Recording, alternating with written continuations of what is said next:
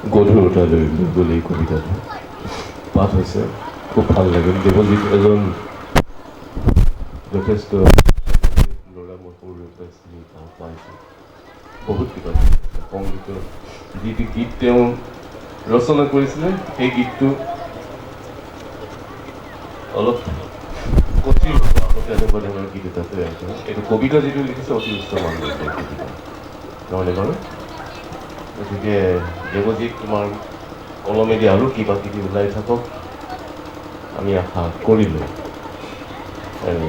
এতিয়া আৰু কোনোবাই ক'ব নেকি? আৰু আমাৰ নিধিৰ ফালৰ পৰা ক'ব নেকি? উপস্থিত সমবেত সকলোকে শ্ৰদ্ধা জ্ঞাপন কৰি মই চমু বক্তব্য ৰাখিছোঁ। জন্মিলে মৃত্যু হয় কোনেনো নাজানে, তথাপি আপোনজনৰ বিয়োগ মনে যে নেমানে। বন্ধুবোৰ দেৱজিৎ নেওগৰ পুত্ৰক জীয়াই ৰখাৰ যি প্ৰয়াস, তাৰ সামান্যতম আমি অংশীদাৰ হ'বলৈ পাই নিজকে ধন্য মানিছোঁ।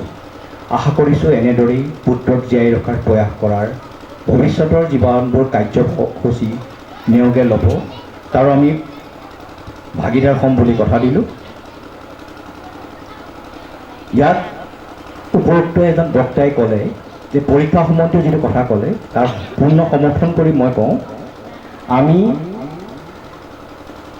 ওচৰৰ পৰীক্ষাৰ্থীসকলক পঢ়াৰ পৰিৱেশ কৰি দিয়া আমাৰ দায়িত্ব এটা, আৰু ইয়াৰ দ্বাৰাই সকলোকে অনুৰোধ কৰিছোঁ, কাষৰ পৰীক্ষাৰ্থীজনে পঢ়াৰ পৰিৱেশ গঢ় দিয়াটো আমাৰ কৰ্তব্য। ইয়াকে কৈ মই চমু বক্তব্য সামৰণি মাৰিলোঁ। ধন্যবাদ। চমুকৈ খুব সুন্দৰভাৱে সেইখিনি ক'লে, আৰু এইফালৰ পৰা ডায়মণ্ড কিবা ক'বা নেকি? মই তেতিয়াহ'লে অনুৰোধ জনাম, মই বিকাশ সন্দিকৈ।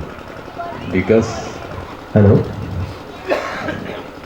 শ্ৰদ্ধাৰ সভাপতি মহোদয় প্ৰমুখ্যে মঞ্চত উপস্থিত বিভিন্ন ক্ষেত্ৰৰ জ্ঞানজ্যেষ্ঠ বয়োজ্যেষ্ঠ ব্যক্তিসকল, ইতিমধ্যে হৈ যোৱা চিত্ৰাংকন প্ৰতিযোগিতাৰ অংশগ্ৰহণকাৰীসকল তথা অভিভাৱকসকল, আৰু আজি এই এফালে দুখ আৰু আনফালে এক আনন্দৰ যি দিন 12 ফেব্ৰুৱাৰী প্ৰতি বছৰ উদযাপিত কৰা হয়, সেই পৰিয়ালটোৰ শ্ৰদ্ধাৰ পিতৃ মাতৃ তথা পৰিয়ালবৰ্গ সকলোৱে বৰ গুৰুত্বপূৰ্ণ কথা কিছুমান কৈ গৈছে। আচলতে পৰিৱেশটো এই অনুষ্ঠানটোত মই প্ৰথম বৰ্ষৰ পৰাই অংশগ্ৰহণ কৰি আহিছোঁ। গুৱাহাটী বিশ্ববিদ্যালয়ৰ এজন মেধাৱী ছাত্ৰ হিমাংশুজ্যোতি নেওগে আমাৰ অঞ্চলটোত এটা সুনাম অৰ্জন কৰিবলৈ ভবা হৈছিল, কিন্তু কালৰ কঠিন গতিত তেওঁ আমাৰ মাজৰ পৰা হেৰাই গ'ল। মোৰ দুখ লাগে, যিটো হোষ্টেলত সি আছিল ময়ো আছিলোঁ, যিখন হস্পিটেলৰ কাৰণেই তাৰ এনেকুৱা হ'ল, সেইখন হস্পিটেল আজিও হয়তো তেনেকৈ আছে বিশ্ববিদ্যালয়ত। কোনো পৰিৱৰ্তন যদি হৈছে মই নাজানো। আমাৰ উপাচাৰ্য এতিয়া আমাৰ যোৰহাটৰে আছে, কিন্তু এই পৰিয়ালটোক অকণমান এই দিনটোত যাতে আমি এতিয়া সং দিওঁ, সেইকাৰণেই আচলতে মই 12 ফেব্ৰুৱাৰী দিনটো আনে কি নাজানো দীপক দাই নামাতিলেও মই দীপক দাই যেতিয়া উদ্যোগ লৈ মই দীপক দাক আগধৰি ফোন কৰি সুধোঁ, দীপক দা কেনেকুৱা আয়োজন হৈছে। মই সেইদিনা চিঠিখন দীপক দাৰ দোকানৰ পৰা লৈছোঁহি।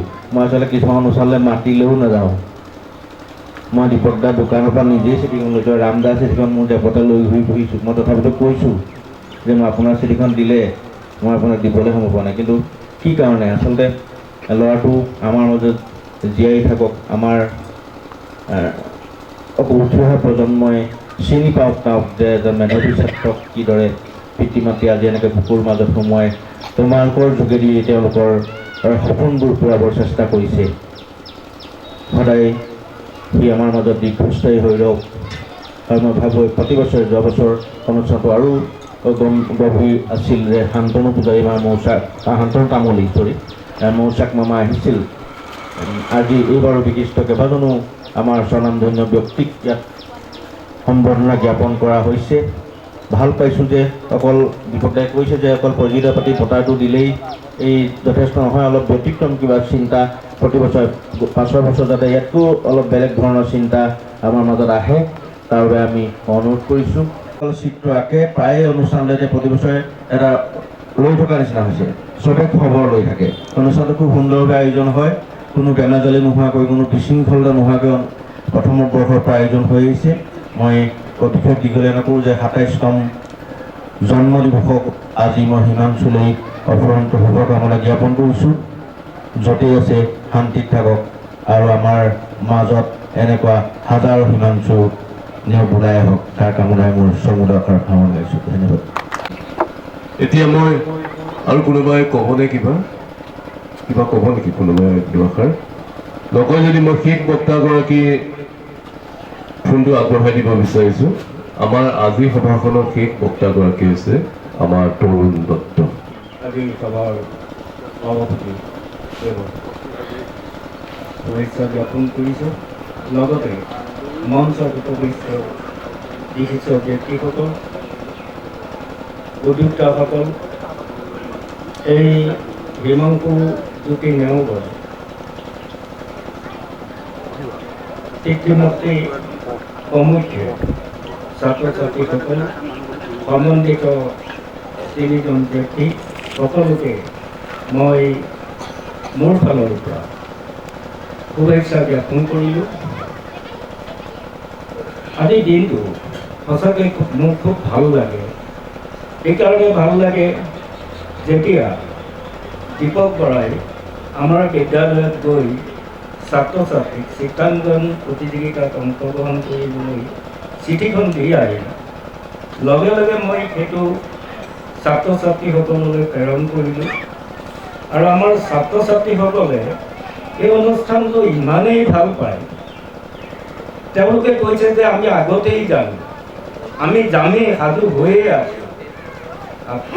আপুনি এইখন দিছে বাৰু মানি লৈছোঁ, কিন্তু আমি আগতেই যাম বুলি সিদ্ধান্ত কৰি থৈছোঁ। গতিকে কিমান ভাল পায় এই অনুষ্ঠানটো, সেইটো এটা বৰ ডাঙৰ কথা। দ্বিতীয় কথাটো হ'ল যে আমাৰ অগোচৰে থকা বহু লোকৰ প্ৰতিভা আছিল বা আছে, সেইসকল লোকক আমি চিনি নাপাওঁ। আজিৰ এই অনুষ্ঠানৰ যোগেদি আগবঢ়াই আনিছে, আমাৰ মাজত চিনাকি কৰি দিছে, খুব এটা ভাল পদক্ষেপ বুলি মই অনুভৱ কৰিছোঁ। ভৱিষ্যতলৈ মই উদ্যোক্তাসকলক অনুৰোধ কৰোঁ যাতে এনেধৰণৰ নতুন কাৰ্যসূচী এই অনুষ্ঠানটো আৰু আগবঢ়াই নিয়ে, তাৰ প্ৰতি লক্ষ্য ৰাখক। শেষত হিমাংশু জ্যোতি নেওগ, তেওঁ উদীয়মান ছাত্ৰ আছিল, তেওঁ য'তেই নাথাকক আমি তেওঁৰ আত্মাৰ চিৰশান্তি কামনা কৰি মোৰ চমু বক্তব্য সামৰণি মাৰিলোঁ। ধন্যবাদ। ভাগ যাতে নিয়াৰিকৈ তেওঁ মানে পৰিচালনা কৰে, বিদ্যালয়ৰ লগত তেওঁ জড়িত হৈ আছে। যদিও তেওঁ ৰিটায়াৰ্ড কৰিব, তথাপিতো অহা বছৰৰ পৰা তেখেতে এই অনুষ্ঠানভাগ পৰিচালনা কৰিব বুলি মই অনুৰোধ জনাইছোঁ আৰু তেওঁ থাকিলে বহুতেই ভাল হ'ব। আৰু এতিয়া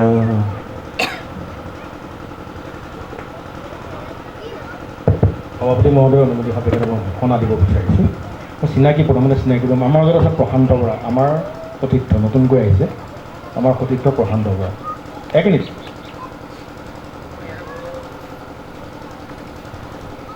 আহি থাকিব মানুহ, এনেকৈ আহি থাকিব নতুন নতুন মানুহ, পুৰণা মানুহ আমাৰ মাজত নাই এই অনুষ্ঠানৰ লগত আজি হয়তো আহিছে। ধন্যবাদ জনাইছোঁ। এটা কথা কওঁ কিন্তু দেই, মই ক'বলৈ মন গৈ আছে। আচলতে আমি অনুভৱ কৰোঁ নে নকৰোঁ জানোনে যে মই কোন, পৃথিৱীখন মোৰ বাবে কি, মই কি হয়, আচল মোৰ ঘৰ ক'ত, কি কথাবোৰ কিন্তু আমি কেতিয়াও উপলব্ধি কৰা নাই। আমি যিমানেই আধ্যাত্মিক চিন্তা চৰ্চাৰে আমি একেবাৰে তললৈ গৈ আছোঁ, মানে গভীৰলৈ গৈ আছোঁ বুলি ভাবিছোঁ, তেতিয়াও বুজা নাই যে মই কোন। আমি প্ৰত্যেকে একোটা আত্মা, কোনো কাৰো আপোন নহয়। সেইটো দ্বিতীয় কথা। তৃতীয় কথাটো হৈছে পৃথিৱীত মই আলহী, এইখন মোৰ আলহী ঘৰ, আচল ঘৰ মোৰ বেলেগত। এটা খন্তেকীয়া সম্বন্ধত আমি বান্ধ খাই আমি মায়াৰ মাজত আছোঁ কাৰণে আচলতে চকুৰ পানীবোৰ ওলাইছে। কোনো স্থায়ী নহয়, এই পৃথিৱীত আমি সকলো আলহী। সেইবাবে আমি আচলতে এই যে ঐশ্বৰ্য বিভূতি টকা পইচা হাঁহ হুমুনিয়া কাঢ়িছে, কাক মাৰি কাক খাওঁ, কাক কেনেকৈ গছৰ মাৰি ধৰি কাক দবাওঁ, কাক দবাওঁ, কাক উঠাওঁ, এইটো সৰু এইটো ডাঙৰ এতিয়া বিচাৰ বিচাৰিছে স্বপ্ৰসাৰ। আচলতে গোটেই সাৰটো সেইটোৱেই যে আমি প্ৰত্যেকে একোটা স্বতন্ত্ৰ আত্মা। গতিকে মই এইকাৰণে ক'লোঁ আপাহতে যে এনেকুৱা অনুষ্ঠানবিলাকতে কিছু আমি কিন্তু নতুন প্ৰজন্মক শিক্ষাটো দিয়াটো ভাল। নহ'লে কিন্তু লাখ লাখ মানুহ গোট খাই যেনিয়ে তেনে ধৰ্মীয় অনুষ্ঠান কৰি থকাৰ পিছতো বেয়া কামবোৰ তেতিয়ালৈ কোনে কৰি আছে? এই বেয়া কাম কৰি থকা মানুহবোৰ কোন? আচল সত্যটোকো উপলব্ধি কৰিব পৰা নাই এতিয়ালৈকে আচল সত্যটো মানুহে উপলব্ধি কৰিবলৈ চেষ্টাও কৰা নাই আৰু নতুন প্ৰজন্মক কৰিবলৈ বাধ্যও কৰা নাই। গতিকে মই এনেকুৱা অনুষ্ঠানৰ পৰা এইকাৰণে নতুন প্ৰজন্ম কৈছোঁ, কোনো নাভাবিবা এই পৃথিৱীত কোনো যুগমীয়া নহয়। অভিমন্যু সোনকালে গৈছিল, ভীষ্ম দেৰিকৈ গৈছিল, কিন্তু যাবতো লাগিবই। কোনে কি লৈ যাব? এটা ভাল ঘোষণা আছে, ঘোষণাটো হ'ল সেৱা নামৰ এই স্বেচ্ছাসেৱী সংগঠনটোৱে আমাৰ যিজন সভাপতি আজি উপস্থিত আছে হেমেন কুমাৰ শইকীয়া ডাঙৰীয়া, তেখেতসকলে এটা পথ পুথিভঁৰাল প্ৰতিষ্ঠা কৰিছে। পথ পুথিভঁৰাল মানে মই চাগে ধাৰণা কৰিম গৈ থাকোঁতেই কিতাপ এখন লৈ পঢ়ি অকণমান দেৰি চাব পাৰিব, হয়নে? খুব সুন্দৰ কনচেপ্ট এটা লৈছে আপোনালোকে, ভাল কথা এইটো। গৈ আছে পথৰ ওপৰতে এটা পুথিভঁৰাল হ'ব, তাৰ পৰা কিবা এটা পঢ়িব মন গ'লে ৰ'ব, এইটো ভাল হৈছে। গতিকে তেখেতসকলৰ এই প্ৰচেষ্টাটো উৎসাহ যোগাবৰ কাৰণে তেখেতৰ লৈছে, তাৰ বাবে হিমাংশুদিন সোঁৱৰণী নিধিৰ পৰা দেৱজিৎ নাথ ডাঙৰীয়া মোক জনাইছে যে 5,000 টকা এককালীন বৰঙণি আগবঢ়াইছে। পুথিভঁৰাল দীৰ্ঘজীৱী হওক আৰু ই আদৰ্শ হওক। মই হেমেন কুমাৰ শইকীয়া ডাঙৰীয়াক তেখেতক এই সেৱালে যি আগবঢ়াইছে সেয়া আমি আন্তৰিকতা আৰু ধন্যবাদেৰে গ্ৰহণ কৰিছোঁ। খালি মই ঘোষণাটো এইটোও দিব বিচাৰিছোঁ যে আমাৰ তাত যিটো পথ পুথিভঁৰাল হৈছে, আমাৰ উদ্দেশ্য আছে আমি বিভিন্ন স্থানত পথ পুথিভঁৰাল কৰি। পথ পুথিভঁৰালটো এনেকুৱা যে আমি এটা তাত বাকচ বনাইছোঁ, তাত কিতাপ ৰাখিছোঁ, দৈনিক বাতৰি কাকত থাকিব। সেইটো আমাৰ দ্বিতীয়টো যিটো বাহানা কাৰ্যালয়ত হৈছে, তাতে বিদ্যালয়ৰ অভিভাৱকসকল আহে, ছাত্ৰ ছাত্ৰী আহে, অভিভাৱক থাকে, তাতো কঠোৰে পঢ়ি যাব পাৰিব। দৈনিক বাতৰি কাকতখন পঢ়িব পাৰিব, প্ৰান্তিক পঢ়িব পাৰিব, আধা পঢ়িব পাৰিব আৰু বিভিন্ন আলোচনী থাকে সেইটো পঢ়িব পাৰিব। এটি ইতিমধ্যে হাতীগড় হৈছে, হাতীগাঁও ফেচনগৰ, সেইটো ইতিমধ্যে হৈ গ'ল পুথিভঁৰাল। এইটো যিটো হ'ব, এখেতে যিটো বৰঙণি আগবঢ়াইছে, মই ভাবিছোঁ আমাৰ সেৱা উদ্যোগতে আমি আমাৰ হিমাংশুজ্যোতি নেওগৰ সোঁৱৰণতে দ্বিতীয়টো পথ পুথিভঁৰাল কৰিম। আমি স্থানটো খালি এতিয়া ঠিক কৰিব নোৱাৰিম, অকণমান জেগাটো চাই ল'ব লাগিব, কাৰণ কোনোবা এজন ব্যক্তি আমাক লাগিব সেই জেগাত, যিজনে সেই দায়িত্বটো গ্ৰহণ কৰিব। কাৰণ দুখন চকী আমি তাত থ'ব লাগিব পঢ়িবৰ কাৰণে। সেইখিনি ব্যৱস্থা কৰি মই পৰৱৰ্তী সময়ত দেৱজিৎ নিশ্চয় যোগাযোগ কৰিম আৰু সেইটো পৰৱৰ্তী সময়ত এটা আনুষ্ঠানিক ৰূপ দি উদ্বোধন কৰাৰ ব্যৱস্থা কৰিব। এই ঘোষণা ইয়াতে সকলোৰে সন্মুখত কৰিলোঁ। ধন্যবাদেৰে গ্ৰহণ কৰিছোঁ আৰু তেখেতৰ উন্নতি কামনা কৰিছোঁ। সকলোৱে হাত চাপৰিলে তাক কেনেধৰণেৰে সি এটা পূৰ্ণাংগ চেলত এটা পূৰ্ণাংগ জীৱলৈ সি পৰিণত হয়, ভগৱান আছেনে নাই পিছৰ কথা। কিন্তু আমি টেষ্ট টিউবতে হওক বা বিজ্ঞানৰ লেবৰেটৰীতে হওক, সেইখিনি আমি যথেষ্ট সকলোৱে প্ৰায় কিছু পৰিমাণে হ'লেও আমি তাক আমি জীয়াই ৰাখিছোঁ। এনেকেই জীয়াই ৰাখিব লাগিব। প্ৰতি বছৰে আমি সকলোবোৰ একেলগে গোট খাইছোঁ, ইয়াত অনুষ্ঠিত হৈছে অনুষ্ঠান। এই ল'ৰা ছোৱালীবোৰৰ মাজতে যেন হিমাংশু দৌৰি ফুৰিছে, তেনেকুৱা অনুভৱ এটা সকলোৰে হয়। নহয় বুলি ডাঠি কোনেও ক'ব নোৱাৰে। এই অনুভৱটো পিতৃ পুত্ৰৰ যিটো সম্পৰ্ক, মাতৃ পুত্ৰৰ যিটো সম্পৰ্ক, তাক মায়া নামৰ সেই শব্দটোৰে বান্ধিবলৈ মোৰ ইচ্ছা নাই। মায়া কি বস্তু বেলেগ কথা, সেইবোৰ ধৰ্মীয় কথা, আধ্যাত্মিকতাৰ কথা। কিন্তু যিটো অনুভৱ, পিতৃ পুত্ৰৰ যিটো সম্পৰ্ক, মাতৃ পুত্ৰৰ যিটো সম্পৰ্ক, সেয়া বৰ ডাঙৰ শিহৰিত এটা সম্পৰ্ক। গতিকে এই অনুষ্ঠান ভাগ আৰু ভাল হওক। আৰু আমাৰ যি নিধিৰ কথা আছে, আজি নিধিৰ কথা আমি আলোচনা কৰিবলৈ নহ'লে, আমাৰ যিটো এই অনুষ্ঠানৰ পৰা সহায় কৰা হয়, বহুত উপকৃত হৈছে, বহুতো লোক উপকৃত হৈছে, বহুতো সহায় কৰিছে, কাৰোবাৰ ৰোগত ইয়াৰ পৰা চিকিৎসা প্ৰদানো কৰিছে, যথেষ্টখিনি হৈছে। এইখিনি তালিকা মানুহৰ আগত গাই আত্মা শ্লাঘা কৰাৰ কোনো ধৰণৰ আঁচনি নাই, যি পাৰিছে সকলোৱে সহায় কৰিছে আৰু ভৱিষ্যতেও কৰি থাকিব। মাত্ৰ শক্তিশালী হওক আৰু সকলোৱে যাতে ইয়াত নিজৰ সহযোগিতা আন্তৰিকতা যাতে ইয়াত প্ৰদান কৰে, একেলগে আমি যাতে এই অনুষ্ঠান ভাগ পাতিব পাৰোঁ তাকে মই আশা কৰিছোঁ। বেছিকৈ নকওঁ, আমনি মোৰে লাগিছে কৈ। মই দীপক বৰাক এটা কথা ক'ব বিচাৰিছোঁ, কিবা যোগাযোগ হ'লনে নে আমি এটা বিশেষ উৎকণ্ঠিত মুহূৰ্তত উপনীত হৈছোঁহি। আচলতে সাংস্কৃতিক কাৰ্যসূচী আছিলে, 30 মিনিটৰ এটা সাংস্কৃতিক কাৰ্যসূচী আছিলে। মইনাপৰীয়া সংগীত বিদ্যালয়ক দায়িত্ব দিয়া হৈছিল, তেখেতসকলে লৈছিল, এতিয়ালৈকে আহি পোৱা নাই। খুব সম্ভৱ অংশগ্ৰহণ কৰিবলগীয়া কোনোবা শিল্পী পৰীক্ষাত ব্যস্ত হৈ আছে, তেনেকুৱা এটা কথা যেন মই অনুভৱ কৰিছোঁ। যি কি নহওক, আমি হৈ যোৱা চিত্ৰাংকন প্ৰতিযোগিতাৰ ফলাফল ঘোষণা কৰিবলৈ লৈছোঁ। কৰোঁনে? তেনেকৈ নহ'ব, তাৰপৰা নামি আহিব লাগিব। মই প্ৰথমে নিম্ন শাখাৰ চিত্ৰাংকন প্ৰতিযোগিতাৰ ফলাফল ঘোষণা কৰিবলৈ লৈছোঁ। নিম্ন শাখা 5ম মানৰ পৰা 8ম মানলৈ আছিলে। আমি আজি নিম্ন শাখাত শ্ৰী অন্বেষা ৰায়, মেলেং প্ৰাদেশিকৃত উচ্চ মাধ্যমিক বিদ্যালয়। অন্বেষা ৰায় তৃতীয় স্থান পাবলৈ সক্ষম হৈছে। আছে নেকি?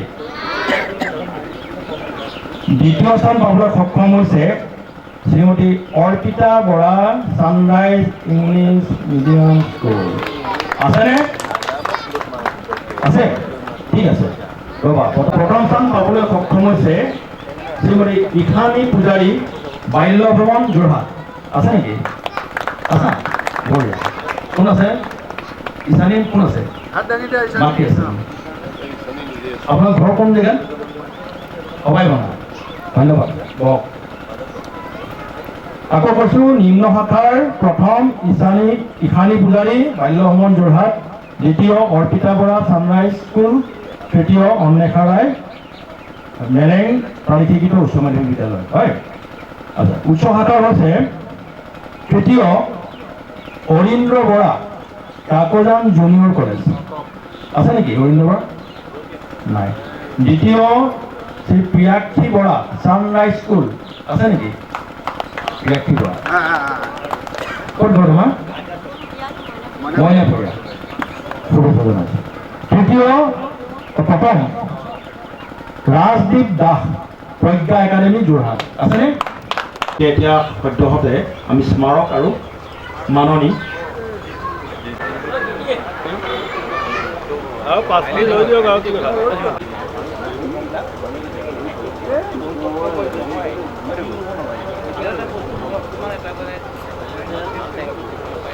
হেল্ল'।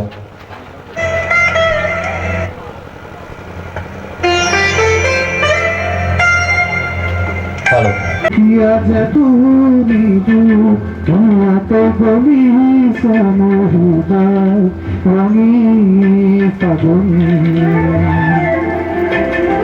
निसुकाय निचके निजो आकी सुखातुम तुमी जा नायापुम तुमाते राम धारा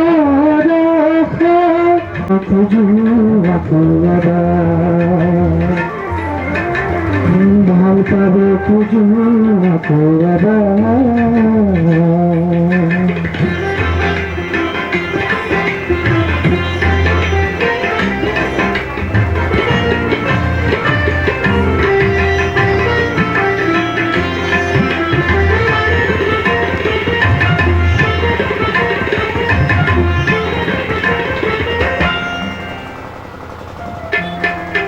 তুমি আঁতৰি যোৱাৰ খবৰ শুনি খৰা পাখে মেকি উঠে তুমি চুপি থকা বুজি গোটাৰ তাঙলি কপে তুমি আঁতৰি যোৱাৰ খবৰ শুনি খৰা পাখে নেকি উঠে তুমি চুপি থকা জোনাক বুজি গীতাৰ কাঙলি কপে পুৱাতে হৈছিল তোমাৰ মাত এতিয়া দিনবোৰ ৰাতিৰ সুৰত এতিয়া যে তুমি ধোঁৱাতে গলিছে মোৰ হৃদয় ৰঙীন ফাগুন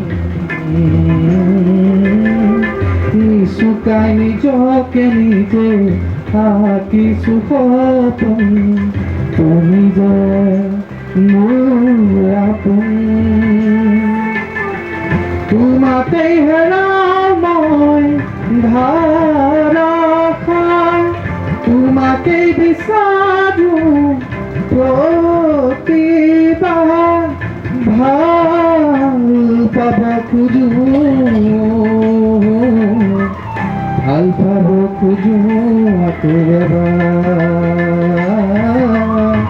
ভাল পাব খোজো ওলাব পাৰে। এতিয়া এটা কথা হৈছে কি, আজিকালি গীত মানে অকল বিহু বিহু মানে গীত বুলি ক'লে ঢোলটো বজাই গীত গায়, বিহু সুৰীয়া গীত গায়, এনেকুৱা ধৰণৰ তবলা মানে প্ৰাধান্য থকা গীত একেবাৰে হেৰাই গৈছে। এইবোৰ ৰখাটো ভাল। মই ল'ৰাটোলৈ আশীৰ্বাদ দিলোঁ ভাল হওক, ভাল কাজু পাবলৈ অনুৰোধ জনাইছোঁ। তেওঁলোকে আছুতীয়াভাৱে আসন গ্ৰহণ কৰক আৰু আমাৰ দীপক বৰা দেৱক এই অনুষ্ঠানভাগ চলাই নিবলৈ মই অনুৰোধ জনাইছোঁ। বাল্যভ্ৰমণ যোৰা আহা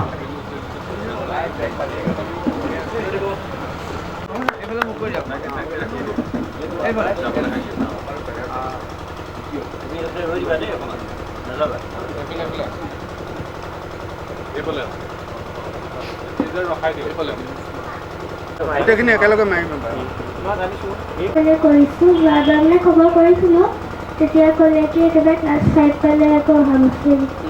যোৱাবাৰ আহিবলৈ বিচাৰিছিলে, মই সেই কথাটো উলিয়াব বিচাৰিছোঁ। মই তাইক ক'লোঁ যে তুমি অহা পাৰিবা, ঠিক আছে, শুভেচ্ছা জনালোঁ।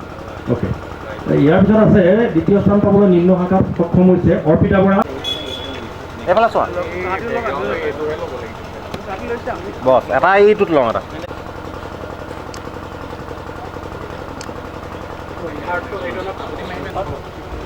এইফালে এইফালে চাই দিয়া।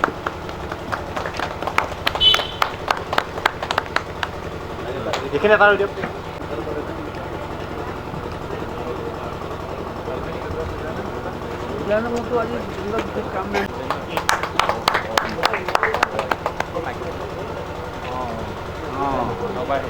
তৃতীয় অৰীন্দ্ৰ বৰা। আমাৰ এইবাৰ প্ৰথম তুমি কেইবাৰ পালা এতিয়ালৈকে? তিনিবাৰ 3 টাইমছ।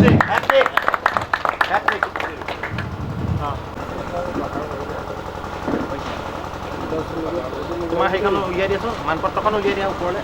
তেনেকৈ তোমাৰখন উলিয়াই দিয়া, তোমাৰখন উলিয়াই দিয়া। এইটো ঢাক খাই গ'ল।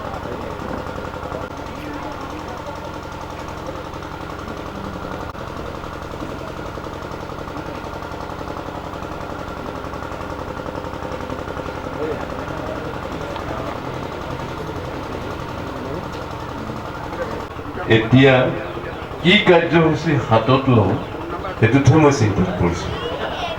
কিয় চিন্তাত পৰিছোঁ? এটি দল অহাৰ কথা আছিলে, আহি আছে, পোৱাহি নাই। গতিকে মই পুনৰ দীপক বৰাকে অনুৰোধ জনাইছোঁ কোনভাগ কাৰ্যসূচী এতিয়া আমি আগবঢ়াই দিওঁ।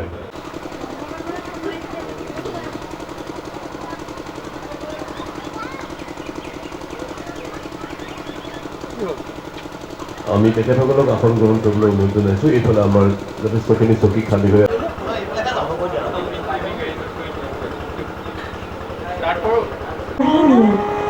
ভগৱান বিষ্ণুৰ অপৰূপ অৱতাৰ, মোৰ মায়াবী শক্তিৰে অসুৰৰ পৰা কৰিম মই অমৃত উদ্ধাৰ।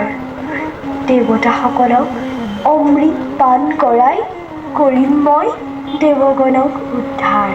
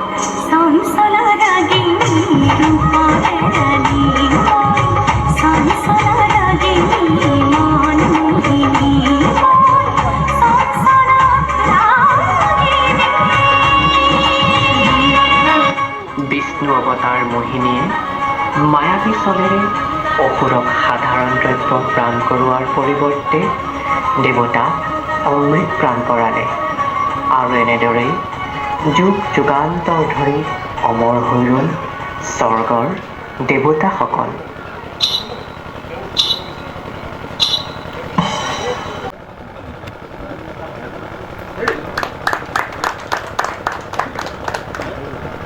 আচলতে আমাকো অমৃতিটো পৰিৱেশ, এই পৰিৱেশৰ লগত সুন্দৰকৈ খাপ খাই পৰিছে। লোকগীত পৰিৱেশন কৰিবৰ বাবে মই শৰ্মিষ্ঠা বৰাক আহ্বান জনাইছোঁ। শৰ্মিষ্ঠা বৰা।